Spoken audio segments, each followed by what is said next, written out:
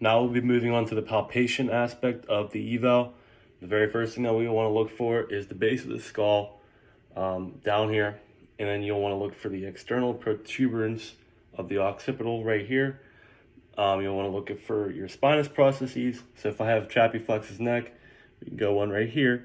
Your facet joints will be up and out from that a little bit, and then your transverse processes will be out from your spinous process. You'll also look for your occiput of your head. Okay, if you want to turn towards me in that way, it doesn't really matter. We'll want to look from a lateral view. We'll look at his temporal bone, which will be like right above the ear, working out that way to here. You want to look for your sphenoid bone. It'll be around where the temporal bone ends, and it works all the way across to the other side of your face. Your parietal bone will be up higher, and you have two of these, one on each side of your head, and it'll be about like where your hairline starts, or if you had a cut. Then we will look for your zygomatic bone, which is on both sides, and it's where the cheekbone is.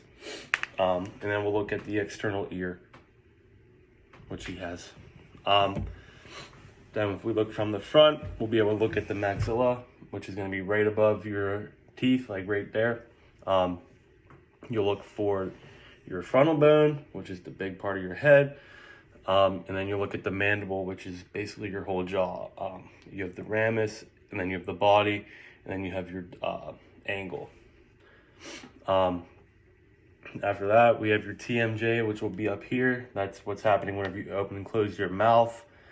If you look at your nasal bone, it'll be up here more, and then your nasal cartilage will be more of the longer part of your nose. We'll look for teeth, and then we'll look for your lymph nodes, which are going to be right around there.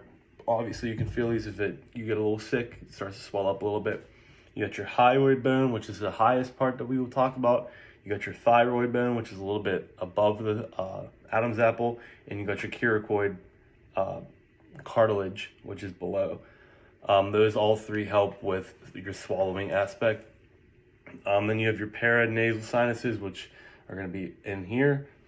And then we'll look at his three ribs. So if I get Chappie's clavicle here, and then I feel his spine on this gap, I'm going to have him breathe in and then deep breath out. So you can feel the first rib there, and you want to be careful with that because you have your subclavian artery that runs right under that. And if you hold in there too long, then you can make him pass out.